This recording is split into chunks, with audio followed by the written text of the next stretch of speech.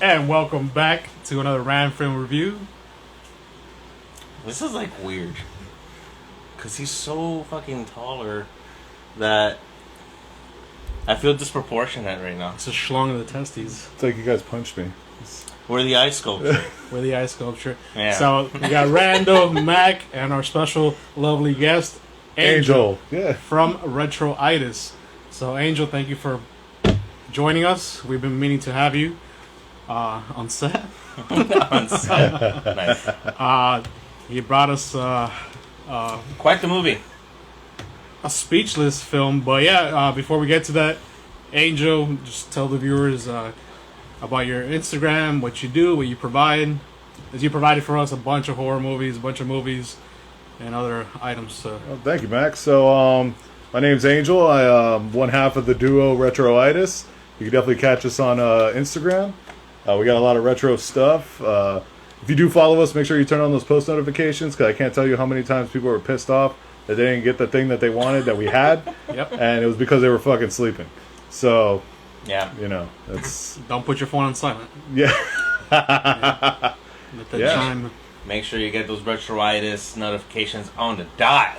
Yeah. You don't want to miss out. Man, this is the thing, and we've mentioned it before. I know I've mentioned it when I've gone live on my own personal page plenty of fucking times when I've shouted out Angel and Retro-itis, and then his personal too with the Funknacious and all that. Like, I've always spoken to the quality of shit that you guys end up finding.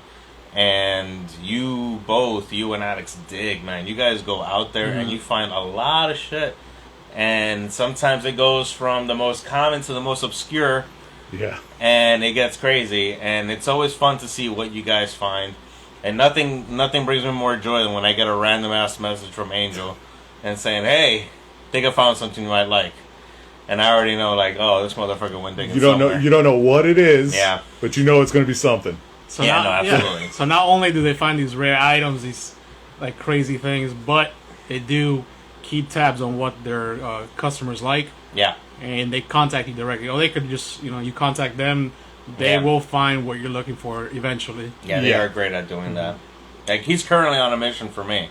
Yeah. There is one mission that I've had him on for a bit, and I know it's not the easiest, but it's one of those that I know that they can accomplish. The funniest thing is I saw that thing 2 months before you told me about it. Yeah, I know. So Yeah. That was the best part. Yeah.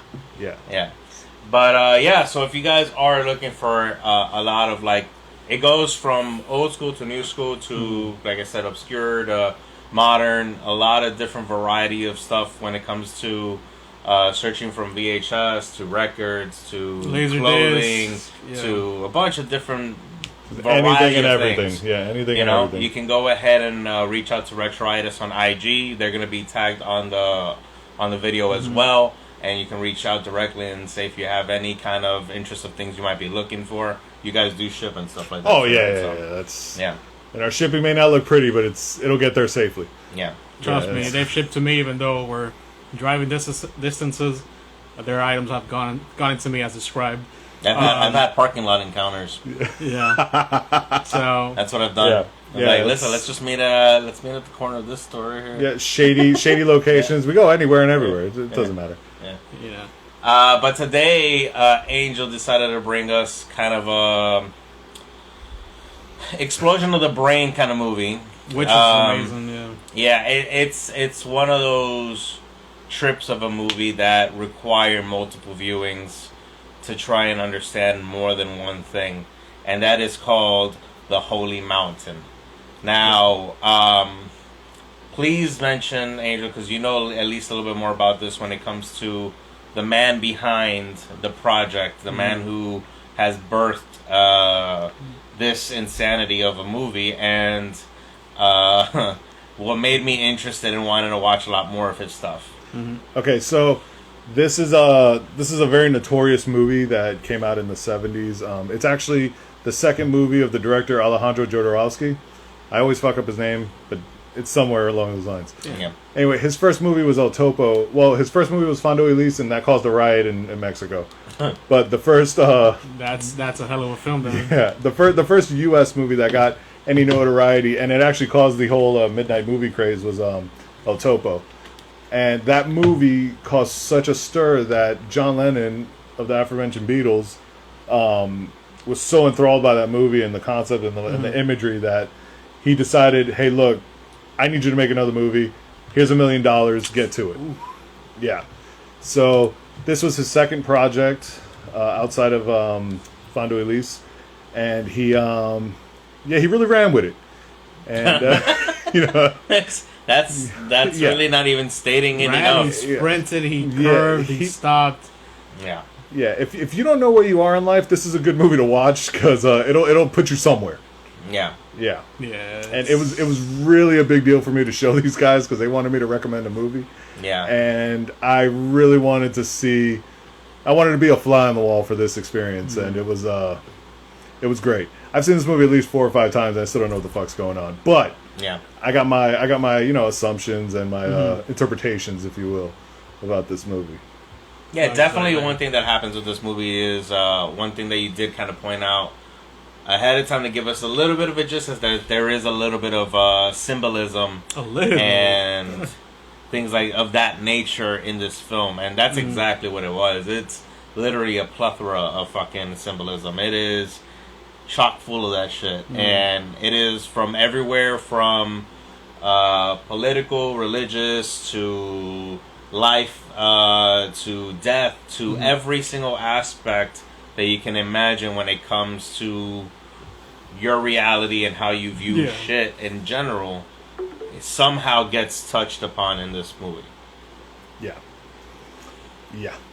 I was actually quiet throughout the majority. I mean, of the Holy movie. Mountain also had a lot of tits too.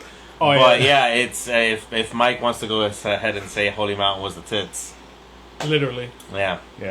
So there's a lot. Like Angel was saying, he was literally a fly on the wall. Sorry. So yeah, I can't even fucking speak. This movie, like I said, Randall and I usually pause in the movie, asking questions. And this was one we couldn't pause much. But it just wasn't like there was nowhere to pause to like. I mean, because every single thing that was going on, it wouldn't be anything we'd be able to pause to like ask. Because I mean, when we're talking about like movies, like when we're watching horror movies or regular movies, there's a reason because you're trying to lead to, what could possibly happen to turn this movie around. Like, is the killer going to get him here? Or some shit like that. This has none of that. This is literally just like symbolism throughout the entire thing, and it would be pointless to fucking pause it. The only thing that I ever brought up was just representations that I saw of certain things, and I would reference to Angel, and Angel would be like, yeah, or another one that he was like, not for me, and I was like, okay, well, that's the point of the movie too, is that everyone kind of gets their own view, their own interpretation. Exactly, interpretation. Very ambiguous movie, yeah. Yeah, and just a warning. There's a lot of full frontal nudity in this movie, so just put your nude goggles on because it's put your kids to sleep. Yeah, it's gonna be a bumpy ride. Yeah. This one can be dangerous for certain kinds of viewers too. Agreed. Yeah. So you have to be very open-minded in this movie. You have to not have much of a closed nature for a lot of little things. Especially when he's mentioning like full frontal, there's more to that plays a factor in there that could trigger from some people. Religion, politics, that's the biggest arguments people have, and just shut up and watch it. But so this movie basically doesn't give you the tip; it just gives you its entirety. I don't know what to make of it. I definitely have to look into this. It's a rare movie, according to Angel. I'm glad he has a physical copy because the artwork is amazing. Mike, we're not only talking about female full frontal. No, male. Yeah, I know what you're talking about, but it escapes that and goes on the other side. It's actually more of the other side than anything else. It's easy to take this out of context because if you haven't seen the movie, you don't know what's going on. But there's a lot of phallic imagery in the movie to get a point across. Yeah. And there's a lot of, phallic symbols have been throughout generations and throughout different religions and throughout different cultures, symbolically for, since day one. Yeah. So it's hard to ignore that fact, and when you get it presented to you in a constant manner, almost, you get a little overwhelmed. You're like, wow, this is, it's like people took the whole Dr. Manhattan thing out of context in Watchmen. Yeah. If that was bothersome, this may not be the movie. Yeah, you might want to rethink. Yeah. Your choice of viewing this or your life in general, but it's a great movie overall. It made me feel like how would I say this? Jesus, it's just hard to talk about this movie. Like the artwork, to me it was just art. Like I don't know if you guys felt that too. That's the best. Yeah, it's very artistic. Artistic. The way Alejandro's mind works to what I could understand some scenes, just amazing. I don't know how a person would think like this, but it's just you could tell his experience and what he interprets, what he's gone through, his experience. I don't know. It's amazing.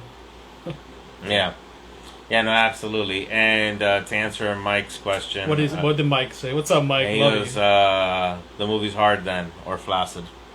For the most part, when it comes to the full frontal, it is not. Yeah, it hasn't been erected. But yeah, there is a lot of artistry, a lot of I pointed out I think at one point to Angel, which was the way Alejandro would like position himself in the film itself, like absolutely, yeah. When it comes to like just stop images, when he's like explaining something and it's just a stop image of him with a bird in a certain position and then he moves it and then in the beginning, like all those moments become significant, or the imagery of poses that he puts the thief in. A lot of those imageries that relate to either tarot, that relate a lot of things that have to do with like alchemy also. So there's a lot of factors that come into what he touched on, and it made it for like it just something that like we're saying, like you can't understand everything, but it keeps your attention fully on it. Nothing on there made me be like, I want to walk away from this movie and not see what the fuck's gonna happen here, and not try and uncover or see more of what he's trying to, the message he's trying to like relay, or how he's trying to like share his view or his image of certain things, of how to view life and reality. Yeah, and there was a point where I even said, like, is he talking to me? I even said that out loud. Yeah. Because it felt that way, like he was just like telling you in a way, like, wake up, like, like don't look at yourself how you look at yourself, like the world is just I don't know, I fucking can't explain it, man. It's interesting because, like you were saying, the cinematography is fantastic and the imagery is wonderful, and it's probably the most agnostic movie you can see, really, because it touches everything. It's not just, it's not like somebody pointing a finger at Christianity or Catholicism. This is pointing fingers at every fucking thing, and it's taking it's the best use of taking stuff a little bit from everything and showing you the good and the bad of both. Yeah. Which is so interesting about this movie, and it just leaves so much to interpretation. Nobody's going to see this movie and interpret it the same way. Like, I've seen this movie 5 times at least, and every time I see it, I get something new out of it, and I'm like, oh shit. Yeah. Mike points out here, that it's a wonderful film. Not only him, but his written works are great, and he's recommending the graphic novel Incal. True, yeah, that is a good series. It absolutely is. Yeah, and he also pointed out that acid would do that to you. Yeah, that's, and, this movie has a way of touching you, not inappropriately, but, it touches you in a weird way, and almost in a spiritual way. Yeah. Because even when you're watching it, you feel connected to this movie. Yeah. In one way, shape, or form. And especially towards the last act of the movie, you're really like, wow, there's a lot of things that I can relate to. There's a lot of things I can see. There's a lot of things I can, experience. Yeah. And you could take so much from this movie, but you could also... It makes you uncomfortable, but it also puts you at rest. It's a very conflicting movie. It is. It goes from bizarre to absolutely like mind-opening, or to an absolutely different like change of perspective in certain things. So it definitely takes you for a fucking roller coaster of a ride. And you pointed out that it feels like it's broken down into like either 2 to 3 pieces itself, right? Because you have the beginning, which is when you're meeting the thief and you're going through his experience with him and the man with no limbs, basically, right? Like he has like half arms and no legs. Then you go through the experience of him finally climbing up the tower and then getting introduced to all the other colleagues, the planets, right? And then you basically from there go to them making their journey for their realization of life. And meaning of life, right? And it's in reality, it's like, I think why you pointed out that it's most effective, that ending was more so because of the fact that ending is relatable today. Like it's relatable today when it comes to like, we're not these images, we're not this. Because like, even though we're doing this shit on social media, but a lot of people live by believing that the social media image and all this is the image that we are, and it's not, man. Like a lot of people fake the shit on all this. That's not your image. You need to be real, be true to yourself, and the only way you can do that is outside, behind, in real life, not in front of a camera, not in front of anything. That's where you are you, and that's where you experience life and live real life. And he gives that push at the end of the film in incredible wording and portrayal, in just the way he magnifies the symbolism in the image on that final, fade out. And it was really well done. Like that's probably the most significant thing, was the way he ended that film. Yeah, it's really a slap in the face, really. Yeah, no, it is. Yeah, you're just like, what the fuck just happened? At the end of this movie. Several flaccid slaps to the Edie's joined the viewing party. Who? Edie's. What's up, Iris? Yo mama. What did it do? What I like towards the ending is just, every individual, like Angel even mentioned it out loud, they're fighting their demons, or they even said in the film, they're destroying their demons, their flesh, and each person's journey was so different, and maybe you could probably connect to one of them somehow, depending how you view the movie or the scenes. But I know one scene that really spoke to me, where one of the individuals was climbing, and she said that she's scared or something like that, she can't make it, and then her colleague said, "Oh, you're not scared to fall, you're scared to succeed," and that spoke to me like directly. Like I was like, "Holy shit!" So that's my view of it and how I felt, and it spoke to me like that. And I don't know about you guys, but what part of the movie maybe spoke to you directly? Or I mean, what spoke to me was rubbing my clitoris on the mountain. Rub your clitoris on the mountain and give yourself to the earth. Right, and then you succeed, and then you can climb. Nobody take that. I'm putting that on a fucking shirt. That's there's a cool part in this movie where it really shines a lens on mediocrity. Yeah. Where there's this guy who's really burly, and he's like, "Oh yeah, I'm the shit. Look at me do this," and he successfully passes through the mountain. And when you hear this, you automatically think that he's climbing the mountain and going over it, and he does it in flash speeds where he's done in a second, right? Yeah. But then it's revealed that he never goes to the summit of the mountain. He can only succeed horizontally. Yeah. And unfortunately, a lot of that is a big reflection of mediocrity. A lot of people go to jobs and stuff like that, and then all they ever do is do lateral movement. They never go up. Move up. Yeah. They never go up to the summit, but they're super proud of where they are. Yeah. And it's really like, wow, shit, it opens your eyes and you're like, fuck, man. Yeah, this guy looks like he's the shit, but he's really not. He's just sitting there, and there's delusions of grandeur that a lot of people have. Yeah. And I mean, and he even technically took a shot at the fact of drugs being a major part of it. Like, even though we understand and know that there was experimental phases of drugs during the generation, more experimental when it comes to LSD, acid, and all that kind of shit. It was more experimental during the age of when this movie was made. But he even opens up that door when he was like, there's one guy who's the dealer. He's a dealer, and he's telling you these are your holy mountain, and he's showing you that all these drugs are your holy mountain.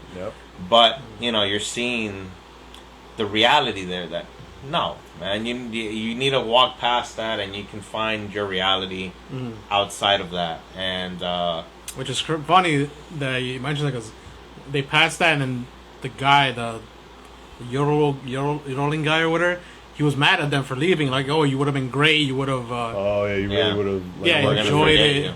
And they just passed that, like, that the worldly things will not last or make them feel how they say that it will make you feel for an eternity or whatever. Right. So no, and then he yells that you're going to be forgotten. Yeah, you're already forgotten. Already forgotten that he's walked away. Right. Which at that point, it's that train of thought. It's like, listen, I don't go. Fuck if you forgot me. Mm-hmm. Right. Like, I'm me. I'm the person I am. I don't need your view on the drugs me. to define them and whatnot. Yeah. This shit is... What the fuck is going on here? God damn. And what's also, you were mentioning, Randall... Does this just become like a about whole... the drugs? This is a TED Talk. about the drugs being used at that time. We looked at the deleted scenes. Oh, yeah.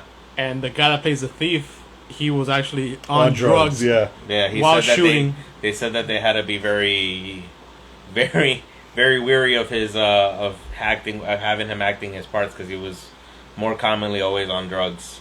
Yeah. Which, when you think back to some of the scenes, like you're thinking about the scene like with the toads. Yeah. Right. And you're seeing how he's acting. Yeah. Well, I mean, the symbolism there had to do with like Christianity and the wars and the way they would come and take over where like natives were and all that, because we know that a lot of that really happened.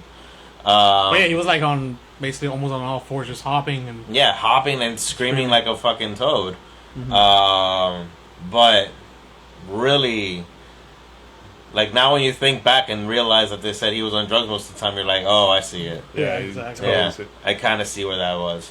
The cool thing is that that I like about this experience with you guys for this movie, because this is definitely your first time seeing it, right? Yeah, it's absolutely. Okay, and the cool thing that I'm seeing while this is happening, and this is why I like being a fly on the wall for this movie, because I've recommended this to people, and it's a great social experiment.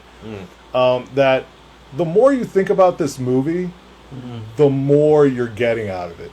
This movie definitely sits with you and it resonates, and you're going to be thinking about this for the next couple of days. Yeah. Like, you're going to be like, oh shit, I thought about this and that, and things are going to come back to you. You're going to be constantly thinking about this movie. Yeah. And it's just so good for that.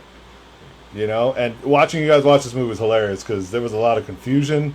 There was a lot of misunderstanding of what was going on. Yeah. And there's no way to really tactfully explain this experience. Yeah, there's no right or wrong or none of that. Yeah, I mean, everybody should see it. Honestly, I really do believe that, because everybody can get something from it, even though it's a 70s movie. Oh, exactly, and it's impactful. It's impactful through any generation. Yeah, if you're wondering where to watch it, you can watch it on Prime or Apple TV. Apple TV is $9.99. Definitely worth that. So worth it, yeah. It's $10 compared to how the physical copy goes for. And so touching base with that, so it took 30 years for the movie to actually get like an actual wide release, a proper release, and it was the restored print, which this is the restored version that we watched, that was shown in the Cannes Festival in 2006, and it toured with El Topo, so they were showing both films through it, and then eventually finally got the DVD release in 2007, and then Blu-ray in 2011.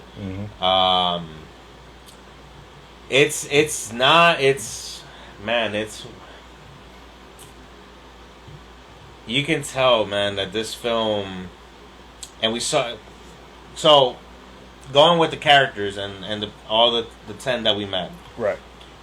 They went through this journey in the film in itself, and then we realized also when we watched some of those deleted scenes, all of this was done by them.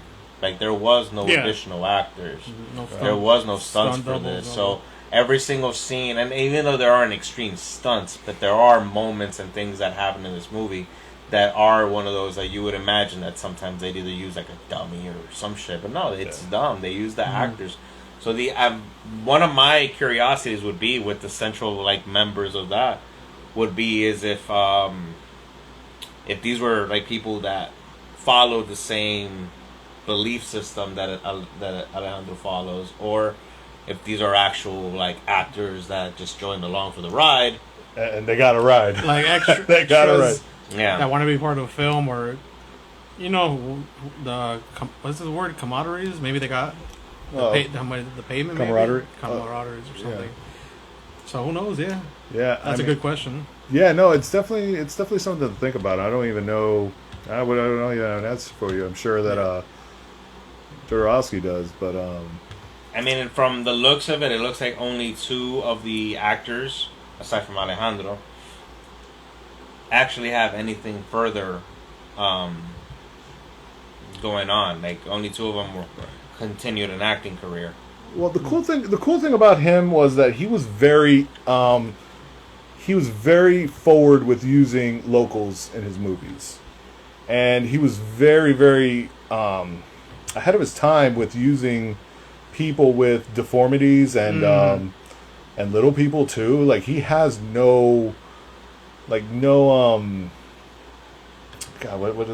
prejudice, no filter. He puts everything on the line and for you to see. Yeah. And because people are people, and he's one of the few people that really pushes that in his films. You will see that in his movies. Definitely, It's not something you're not going to see. Absolutely. Yeah. Now, the movie did originally release in 1973. Mm-hmm. The restoration that they did for it, Immaculate. they did great work because it looks pristine, it looks clean.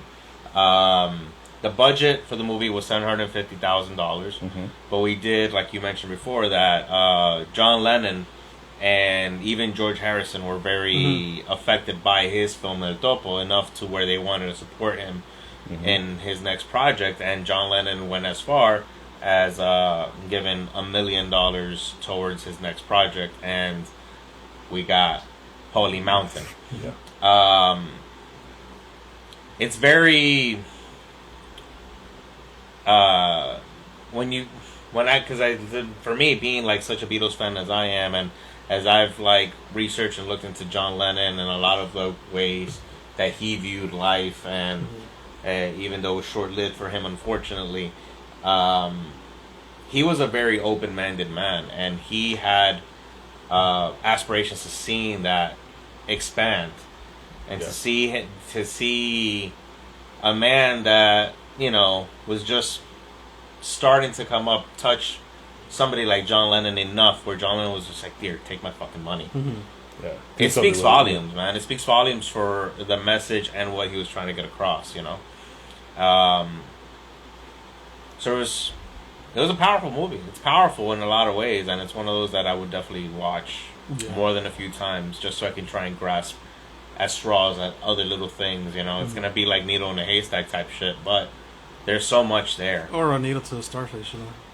Yeah. A little reference to the movie. While you guys were digging in there, I was looking up some trivia. So apparently they didn't have a lot of permits to film, and it was in Peru, right? Or no? Mexico. It's somewhere in South America. Mexico. I think it was Mexico. Mexico was the country of origin for it. Yeah. Okay. So you guys remember the scene with the tower and the helicopter? Like Yes. the whole the 9 planets where they're landed. Yeah. They didn't have a permit for that. They got somebody from the crew to dress as a policeman to stop the traffic, and that's how they did it. They did it super quick. Nice. One of the ending scenes where Alejandro told one of the guys to behead him, even though the blade was fake. Yeah. The actor actually hit him and sliced his neck. Oh shit! So Alejandro was like, he was laughing. He was like, "Oh, if the blade was real, I would have been dead right there." So that's interesting. Yeah. Funny enough, knowing that the person who's going to be chopping his head was also the actor that's on drugs. Right. That was the thief. And, the and thief that's was the the one that- super irony of the whole situation. They were all they got their heads shaved so I couldn't see. Yeah, fuck, man, yeah. That's awesome. And also, a big fan of his was also to Marilyn Manson. Right, yeah, because he took that imagery for one of his music videos with the TV cross. Yeah. Well, and speaking to the level with the drugs, when we're talking about the thief, like Jodorowsky was also like instructed to take LSD for the purpose of spiritual exploration, and he also administered psilocybin mushrooms to the actors during the shooting of their death rebirth scene. Oh, no wonder they were tripping balls. In Yeah, this scene. Okay. that would make absolutely. In the flower scene? No, No? not that one. When they were dying. Remember when they were like dying and they were talking about the grave? Oh, and they were hugging each other. The dust. That was so well acted that that makes sense. It looks like it Yeah, wasn't acted yeah, at no, all. no, it Looks like was- there was a yeah, lot it of was- reality there. Well, They were all in tears. They were all crying. Yeah, it was Which is crazy because they awesome. did mention that God was the mushroom or something like that. Well, one of the Something like that. That was in the Pantheon, I think. That was in the Pantheon. That was one of the guys the drug guy. He was saying that the tree of life was mushroom. Right, And yeah. we said the crucifix was a mushroom. Correct. So More there was phallic stuff. Yeah, absolutely. But Overall, that little detail kind of adds more to that too, because it was impactful, and going back to what I was saying, like trying to realize if these people were actual actors at the time, Right. or if they were people who just followed and believed what the theology that was going to be Right. interpreted here was. But you see that scene, and that is a lot of actual emotion and tears going on in that scene, and you're seeing something that's real. Yeah. Yeah. So even like I said, even though it's gonna take maybe more than 5 times to watch this movie for me to try to understand a lot of the scenes. Talking right now about it, researching it, just makes me love it even more. Yeah. The different perspectives, how they interpreted the movies, other people's reviews online. It's awesome. It's a movie. Definitely I don't know. Should we watch it alone? I think that if you want a true experience without any judgment in this movie, because this movie has a lot of imagery and a lot of things in it that are easy for comedic, it's easy to make fun of certain scenes in this movie. Okay. Yeah. So I think that the best way to really see this movie is on a solo session, where you don't feel that kind of pressure, that social pressure, that judgment or whatever. That may or may not be there. In a group setting, I think it's better in terms that everybody can talk about their ideas and stuff like that. Yeah. And I got to tell you, the first time I saw this movie, I saw it alone, and I immediately made somebody watch it so I could talk to somebody about it. Yeah. Because I can see why, yeah. you have to. It's, There's certain movies that you have to do that with. Yeah. And I mean, there's several of them that have made people watch movies. Like even my business partner, there's several movies that I've done with him that I'm like, dude, you got to see this movie right now, and vice versa. You gotta talk about certain movies with people, and this was one of them. Mike did that to me with The Room. Okay, yeah, okay. That was one of those. He's like, listen, just watch it. Just and watch then it, we'll yeah. talk. And it's Nice. I think that if you want the true experience for yourself, watching it alone is a good idea. But watching it in a group isn't bad. But I think you're going to be more honest with yourself and how you feel about this movie on a solo watch. I agree. Nice. I agree. I mean, I think it wouldn't be a bad idea to give the first watch the solo watch, and then when you want to, Right. if you find somebody else who might have seen it before or is interested, to watch it with somebody who has some kind of knowledge behind it, so they don't go in there completely blind. Because watching it with you helped a bit. I can see how it would be differently viewed solo also. Right. But definitely, man, it is an effective movie to what the intent behind it is. Oh, another thing, the beginning scene with the tea and all that, that's an actual Japanese ceremony, ritual. And the two ladies that were in the scenes, they weren't actresses, just two ladies that wanted to have an experience, Oh, So they just picked them up. They just picked them up and Yeah. So You could tell there was a lot of people like, oh, you guys are making a movie? I want to be part of it. There's a lot of that, but... Yeah, so they were just searching for their own truth, which basically this movie is like, search for your own truth. Yeah. Don't get stuck in the world's... Yeah, and the world's trappings. Trappings, there you go. Yeah, the world's there's a lot of... And it does a great thing when it talks about the planets, and the planets being representations of Illuminati or people who control the planet by various means. Yeah. And their positions of power. Exactly. Sure. And it does a really good job of that. And I remember seeing the look on your face when they were talking about Saturn. You were like, "Oh shit!" You know, that was like a big deal. And then Which was Saturn? Saturn The toys. with the toys. The factory. The toy factory. factory. The toy, like Yeah. children. The The, children. the Toy Factory one, I think, was the most obvious and blatant one. I mean, a lot of them were too. Mars was good. Mars was good too. But Saturn was a very effective one because it is literally about war and breeding. Yeah, and propaganda. Yeah, the war propaganda. And during that time, during that era, it was heavy. Yeah, and it was excellent how they did that too. It was, like every little really detail well was like, whoa, shit. Yeah, really well done. Even Venus was pretty excellent too, and that was the one about the beauty and stuff like that. That was like a really good one too. Yeah. Oh yeah, with that tall ass toilet. Yeah. No, that was Uranus. Yeah, that was Uranus. Literally, that was Uranus actually. Yeah. Literally. Which okay. I like Venus one. Which was it? Venus was the guy who got all the chicks pregnant. Oh, the workshop. Okay. Yeah. Yeah. Yeah, that he has like a bunch of wives, and he goes, "I make love with them at work." Yeah, that's the only time I do. I don't do shit else. Oh yeah, that's great. Uranus one. Yeah. Yeah, and Uranus was interesting because that was the treasurer for the president, and it was the world's economy. It represented the world's economy, but it was such an odd thing because it was very ambiguous with the sexes for the characters, and you know when you take a step back and not to get too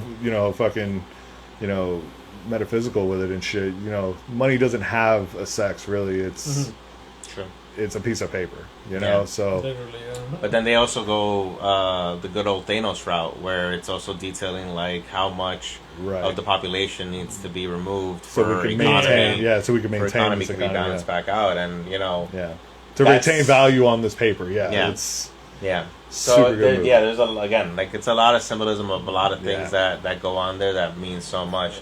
I did want to point out this too that I'm looking up now, and it's that the cast did spend 3 months doing spiritual exercises with a Bolivian philosopher named Oscar Ichazo, who runs the Arica Institute, and they did a lot of trainings that were like Zen, yoga, Sufi. They took a lot of concepts from Kabbalah. Dane Cook Sufi. Dane Cook Sufi. Yeah. Everybody got up in this fucking movie. Yeah. So, and then they lived in commune with Jodorowsky. Oh wow. A month prior to even filming the movie, Nice. and that was probably to build that camaraderie because you're about to take some crazy fucking journey. Oh, do you think that like the deleted scene when they had them praying or whatever, and then walking around because their legs were numb? That was one of the exercises, probably. I think that was too. He said that was too real, apparently. Right. Yeah, and that well, they it was weren't kind of boring. perfect Yeah, it was kind of boring. But he also said they weren't perfect at it, so they didn't want to try and he didn't want to put anything that might. I'm assuming because he didn't say it like that, but I felt like what he was trying to say was like I don't want to put in that wasn't correct because I don't want to be like looked upon like this guy fucked up our shit. Yeah, this guy's a piece of shit. Yeah, you know, like it's like if you have Mayans go out there and then you fuck up their ritual, you're like, yo, you fucked up our ritual. Yeah, you're an asshole for not doing your research. Exactly. So he way, preferred removing that scene, so that made sense. But a lot of the things that they ended up doing on the film were accurate to what they learned from Oscar Ichazo. That's some dedication to an art. Yeah.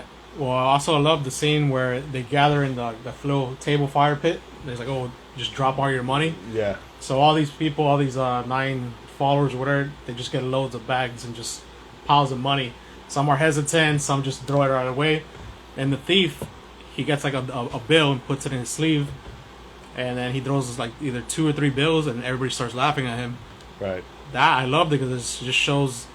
You know, some people just judge you by the amount of money you have, or the lack of. Yeah, you know. strong. Yeah, it was definitely a strong scene for sure. Yeah. Yeah.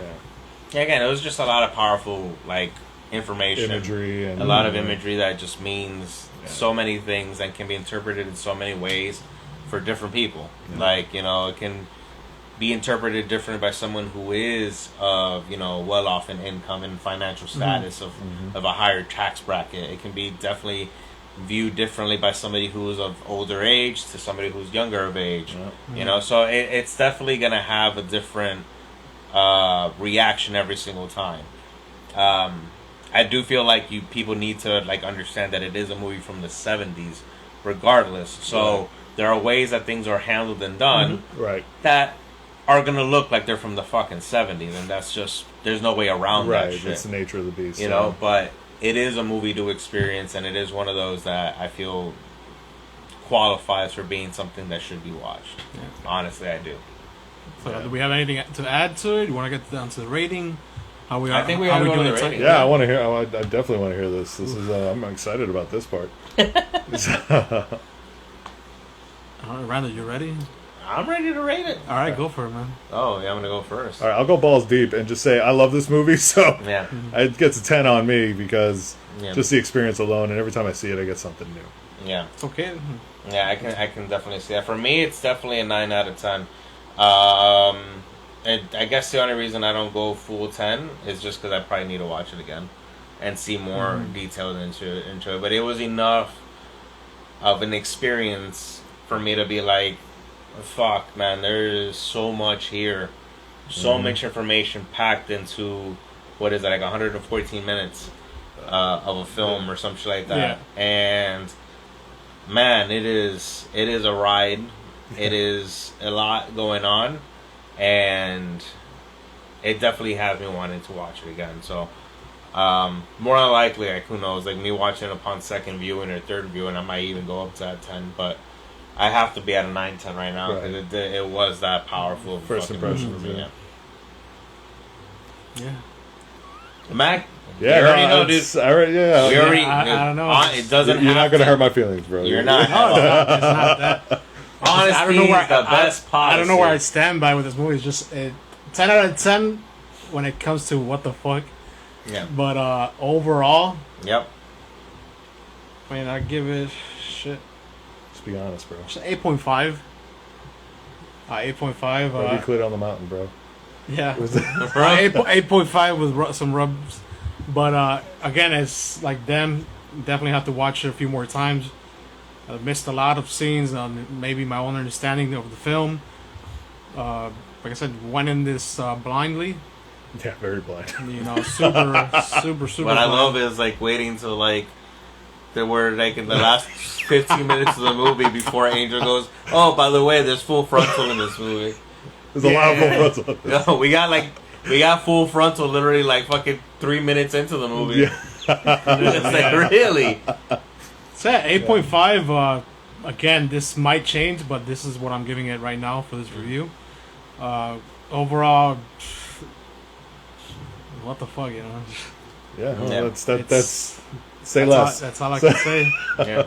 That's all I can say. But definitely a movie to check out. Like I like Angel's perspective. Watch it alone for a full experience. Right. Watch it with friends or family. You know, and put the kiddos in there in the mix.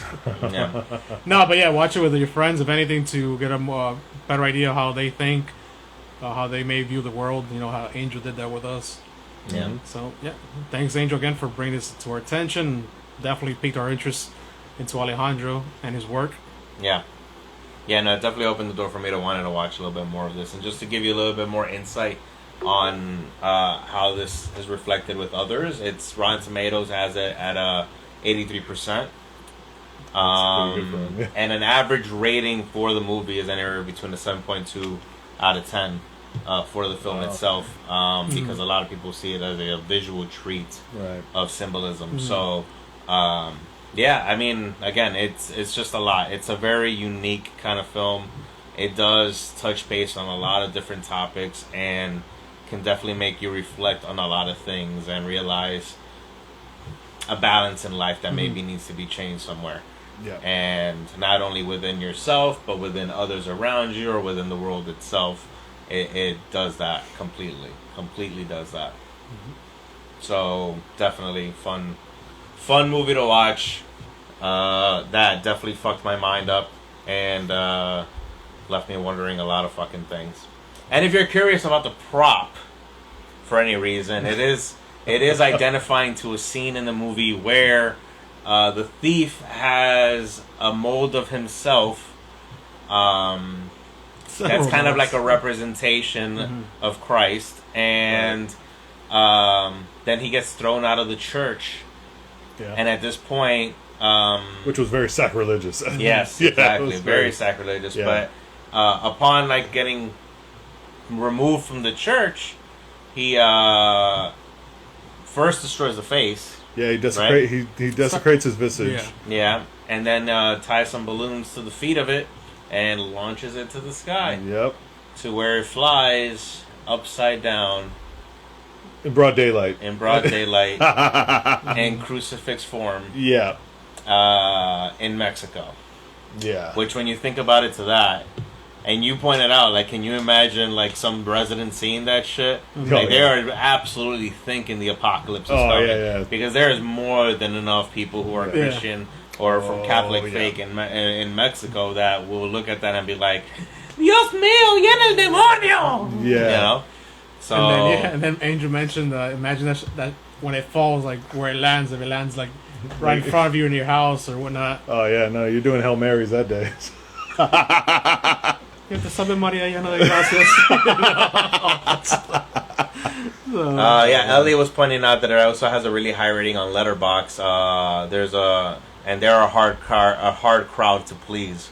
So, Ellie, hi, how you doing? Yeah. What's up, Ellie? We didn't notice that you were on. We're doing research while we're doing this too. Right. Not research into mythology or meaning or significance, because you can't research that. Like, you're better off just watching it yourself and making up your own mind on that. Make your own interpretations to what you've seen, and if it really piques your interest, you can delve into the common symbolism that it has, and you're gonna get a better understanding of what's going on. Yeah. And once again, it's on Prime, Apple TV for $9.99. Yeah. Thanks for joining us. Angel, thanks again, man. No problem. I'm glad you guys enjoyed it. That was definitely a trip and a half. I mean, it's midnight. I don't know if you guys are up for another movie. We'll come back. We'll see what happens. I think I'm up for another. Yeah, I don't work tomorrow. I ain't got shit to do. I'm working tonight, but tonight. Like tonight? Yeah, but here. Oh, okay. This is work. Okay, so there you go. Well, you may get another one. Yeah. What else do you want? want? We may be back, but we're trying a new thing. Because Mac was like talking about how we keep fucking up on doing these things like at 3 a.m. I mean, it's midnight on Friday, so we did it a little earlier. Well, maybe let's watch the movie and immediately do the review and then go watch another movie. And to be fair, this is the movie to do that with, though. Yeah, this definitely was. Because we would have, if you would have watched anything to blur out any image, it would have fucked it up. Yeah. This is definitely one that needed to be reviewed right off the bat. ASAP, yeah, that's... So, again, thank you. This has been Ram Film Reviews. Ellie's saying, let's do a trade watch. Let me borrow that movie and you can borrow Noroi. Oh, perfect. You got it. Noroi is fucking good. Yeah, I know. I actually recommended it to a friend of mine, and he was like, "Oh shit!" So yeah, Ram Film Reviews has nothing to do with this trade that's between you two. If said, we exit ourselves out of it. Oh, wait. First of all, we wanted to do our Yelp review here with Angel. That he watched one of our reviews, and it led to actually him wanting to watch a film. Oh, that's right. Let me talk about that. Yeah, because you ended up seeing our review for which movie was it? Poughkeepsie Tapes. Yeah. So that's a movie that's been on my radar for a while now, but I just never got around to seeing it. And then I saw these fine folks, and Ellie. Yep. Did a review on this movie, and I was like, shit, you know what? I really want to, like, throw this up on my queue now, because the way they were talking about it, I was like, oh shit. So I ordered it immediately, and then I watched it. And my expectation of the movie was a little different, but my radar is pretty fucked up. So you gotta bear with me. You told me, and just be honest, the way we described it, you were expecting a little bit more. Right. But more extended scenes. Right. Because we spoke to the length of the brutality in the movie itself. So I think Angel expected it to be more graphic. I thought it was going to be more graphic than expressed. Mm-hmm.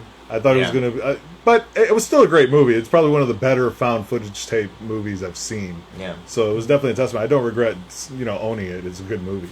Yeah. But I definitely watching these reviews were like, oh shit, I gotta go watch this movie now. Let me bump it up in my queue.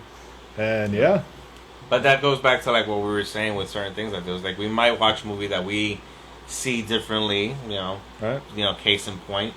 Anybody would see this differently, and if it motivates one of the people who watch one of our reviews to like go ahead and pick it up themselves or watch it themselves and experience it, and maybe the experience won't be the same that we had, and maybe it won't be the same. But dude, like this is everyone's right view. Everyone views it a certain way or sees things a certain way, and you, like you said, you have a certain different tolerance level when it comes to what you experience in movies.